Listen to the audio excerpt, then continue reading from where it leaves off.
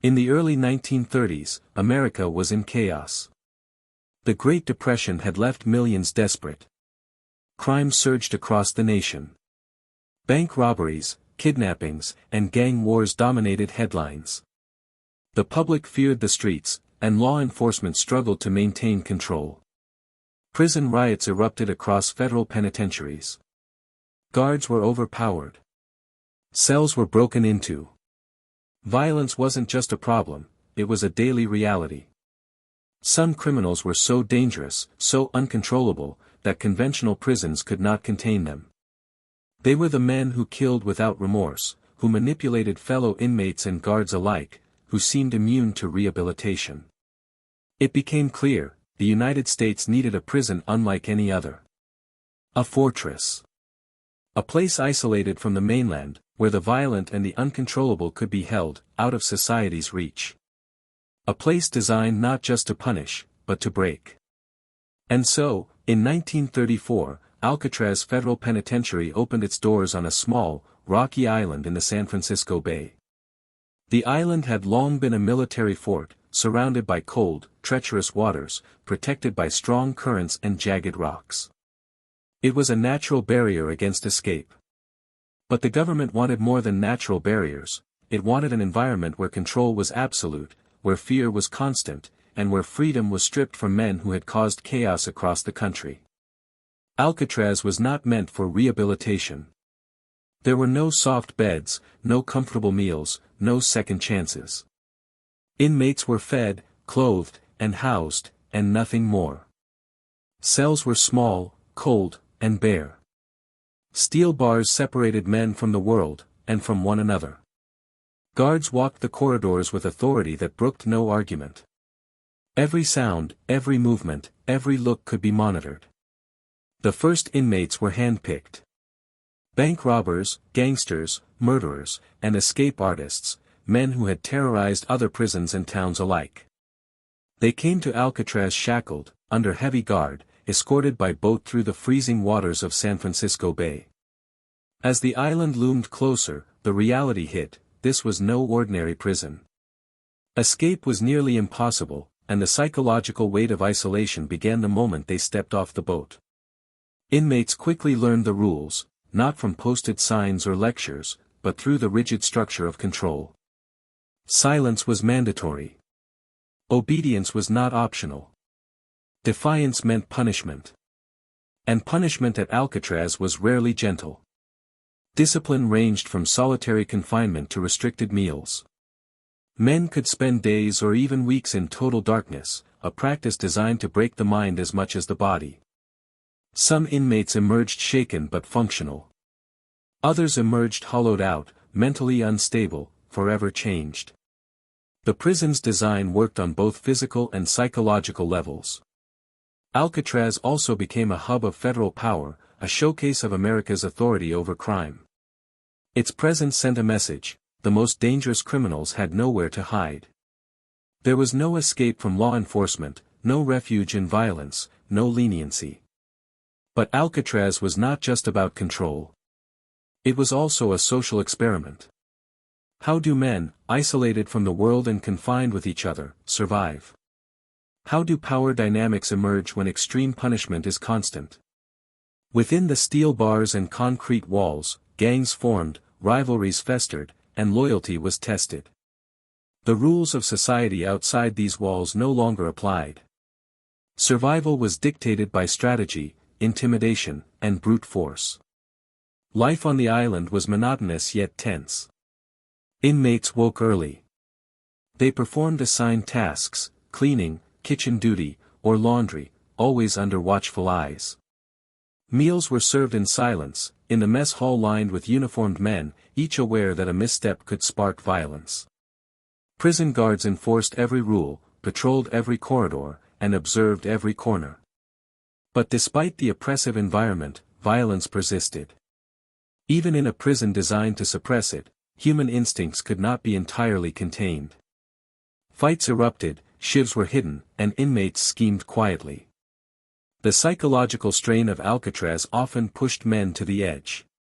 Some found solace in routine, others found chaos in confinement. Alcatraz was more than a prison. It was a proving ground, for resilience, for power, for control. Every decision, every act, every day was a test. Those who survived learned to adapt. Those who resisted learned the consequences of failure. And for decades, Alcatraz stood as a symbol of American justice at its most unyielding. The men who arrived on the island were not ordinary criminals. They were the most violent, the most notorious, and the most feared. And yet, behind those hardened faces, beneath the tattoos and scars, Alcatraz forced them to confront something they could not fight: the crushing weight of isolation, the relentless march of time, and the unyielding authority of a prison designed to break even the strongest of men. Alcatraz was not just a prison. It was a machine. A machine of stone, steel, and human willpower. A machine that tested every limit of endurance, obedience, and sanity. And this was only the beginning. Alcatraz was not a prison you were sentenced to, it was a prison you were chosen for. The day an inmate arrived on the island, the world as he knew it ended. No court judgment, no fanfare, only the cold, unyielding reality of steel and stone. Transferred from other federal penitentiaries, these men were considered too violent, too cunning, too dangerous to exist anywhere else. The boat ride to Alcatraz was the first taste of isolation, a reminder that escape would not be simple, and that the waters surrounding the island were as ruthless as the prison itself. Chains clinked with every step as the inmates approached the dock. Guards stood in rigid formation, eyes scanning, hands poised. Fog swirled around the edges of the island, blending with the gray concrete of the prison. The sound of the waves hitting jagged rocks echoed like a warning. Silence dominated, broken only by the creaking of chains and the faint call of distant seagulls. The intake process was designed to strip away individuality, confidence, and hope. Prisoners were led into a cold, bare room, each step measured and observed. Uniforms were issued, personal belongings catalogued, and identification numbers assigned. Names became secondary. Numbers became primary. The first strip search, the first assignment to a cell, the first cold metal bars closing behind them, each action was deliberate, psychologically disorienting, and intended to assert control. For many, the arrival was a shock. Scarred faces betrayed fear and uncertainty. Tattoos told stories of previous crimes, street affiliations, and gang loyalties, a history written across flesh. In this environment, such symbols could either provide protection or mark you as a target. Guards watched for signs of defiance, hesitation, or resistance. Any attempt to challenge authority would be met with immediate consequences. The psychological weight was immense. Inmates were confined to cells smaller than most bedrooms, furnished only with a narrow bed and a toilet. Every movement was observed. Guards monitored routines meticulously, from morning roll call to evening lockdown. Even the sound of a voice raised too loudly could result in punishment. The island enforced a level of discipline unlike any other prison in the nation. Meals were silent affairs. Inmates moved through the mess hall with stoic faces, their tattoos and scars illuminated by harsh overhead lights. Every glance could be interpreted as a threat. Trust was scarce. Survival depended on reading the room, calculating interactions, and learning the subtle hierarchies that existed even among men stripped of freedom. Arrival at Alcatraz was not just physical, it was deeply psychological.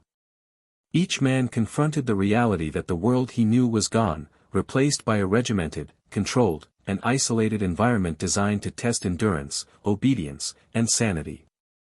Some men adapted quickly, understanding the rules and navigating the rigid systems. Others faltered, succumbing to fear, confusion, or despair. Inmates were introduced to the daily schedule immediately: wake before dawn, breakfast in silence, work assignments, cell inspections, and lock-in. There was no room for individuality, no time for negotiation.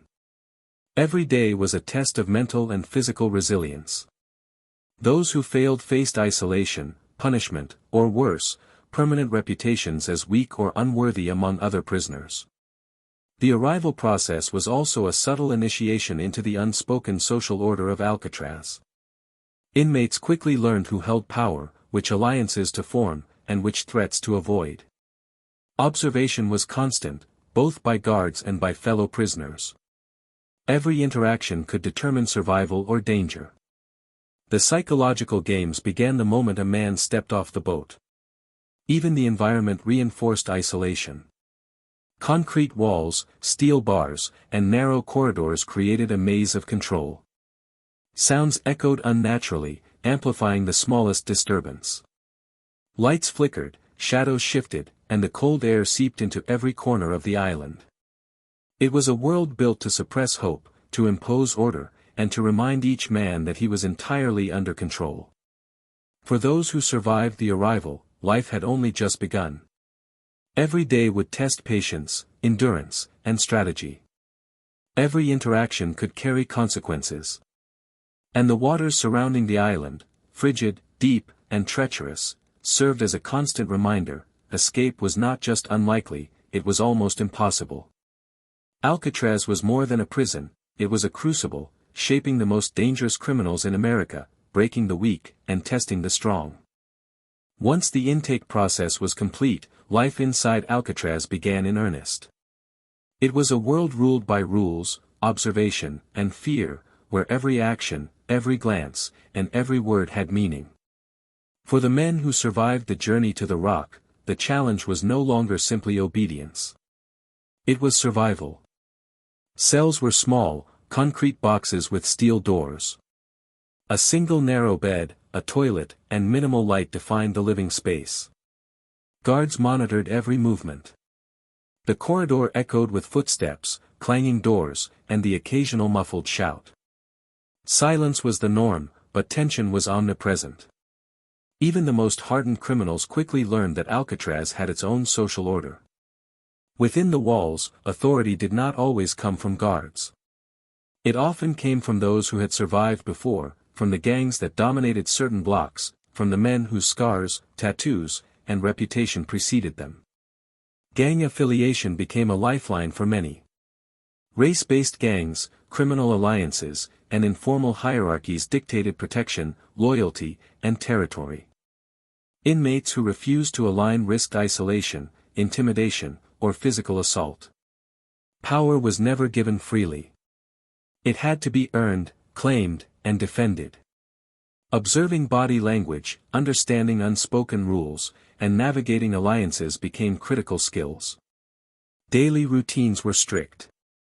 Roll calls, meals, work assignments, and inspections followed rigid schedules. Meals were served at long tables in silence. Prisoners were fed basic, cold food, bread, beans, or soup, consumed quickly before guards regained control. Work assignments ranged from cleaning and kitchen duties to laundry and maintenance. Every task was monitored for compliance and efficiency. Failure, even small mistakes, could lead to punishment. Inmates developed strategies for coping. Some turned to mental exercises, reading, or writing letters to the outside world. Others sought protection through alliances, learning to blend into the established social order. Tattoos, scars, and other physical marks served as both identity and warning, a language understood by those inside. Violence, though controlled, was always a possibility. Shivs were hidden in cell corners. Fights could erupt without warning. Guards were present, but the isolation of the cell blocks allowed tension to simmer beneath the surface. Punishments for misbehavior were swift and severe. Inmates could be sent to D Block, the infamous isolation wing, where darkness and silence became tools of psychological control. Psychological endurance was as important as physical survival. Alcatraz was a test of mind as much as body. Men learned to measure their reactions, conceal fear, and anticipate danger. Small victories, a friendly exchange, an unnoticed infraction, or a safe moment in the yard, became critical milestones for maintaining sanity. Even leisure was monitored. Library visits, exercise periods, and showers were structured, controlled, and observed. Inmates learned to read the room, to avoid conflict, and to maintain a low profile unless asserting power was necessary. Trust was scarce, and paranoia was constant. Despite its harshness, Alcatraz also taught resilience. The prison broke many, but it also forced others to adapt, strategize, and endure. Daily routines became lifelines, alliances became shields, and small successes became sources of hope. Yet, every day reminded men of what they had lost: freedom, autonomy, and safety. Alcatraz was more than a prison, it was a battlefield for survival. Every glance, every move, and every choice carried weight. Power, respect, fear, and obedience intertwined, creating an environment where only the most adaptive survived. And for those who learned the rules, life could be endured, though never comfortable, never safe, and never ordinary. The men of Alcatraz were hardened before they arrived, but the prison tested them in ways the outside world never could. Tattoos, scars, and reputations mattered, but so did strategy, patience, and psychological resilience. In this environment, every day was a contest, a delicate balance between survival and despair. Alcatraz was not a safe place. Violence was never far from the surface. Despite strict rules and constant surveillance, inmates found ways to challenge one another, test limits, and assert dominance. Fights often began with small provocations, a shove, a glare, an offhand remark, but could escalate into serious confrontations within moments. The narrow corridors amplified tension. Concrete walls reverberated with sounds of struggling bodies, shouting, and the clanging of metal doors. Guards intervened, but only after the violence reached a level they deemed uncontrollable. Even then, punishment was swift and merciless. D Block, the infamous isolation wing, was where the consequences of misbehavior became extreme. Cells were small, dark, and soundproof. Men sent here could spend days, sometimes weeks, locked away from all human contact. The silence was crushing, the darkness total. Food and water were minimal. Psychological strain mounted rapidly, crushing morale and breaking spirits. Inmates who survived D Block intact often did so only by mastering control over their own minds. Some emerged quiet, subdued, and obedient. Others came out unstable, withdrawn, or permanently damaged. The experience was designed not only to punish but also to enforce absolute control, instill fear, and deter rebellion. Punishment in Alcatraz was precise, calculated, and unyielding. It served as both discipline and deterrent, a reminder that even minor infractions could carry severe consequences. Inmates quickly learned that survival often meant submission, and that resistance could cost more than freedom, it could cost sanity. Physical violence was only one aspect of punishment. Psychological warfare was equally significant. Guards used isolation, darkness, silence, and constant observation to enforce discipline. Every sound, every movement, and even the faintest expression could be noticed and acted upon. Inmates were forced to navigate a minefield of rules, invisible hierarchies, and unspoken social expectations. Those who miscalculated often faced consequences far beyond the physical. Even ordinary daily routines carried danger. Meals were eaten in silence, eyes constantly scanning for potential threats. Work assignments ranged from cleaning and laundry to kitchen duties and maintenance, all closely supervised. Mistakes were met with reprimands, extra labor, or isolation. The combination of physical and psychological stress created a prison environment that few could endure without changing fundamentally. Inmates learned to adapt, to anticipate, and to manipulate subtle social cues. Gang affiliations and alliances often determined survival.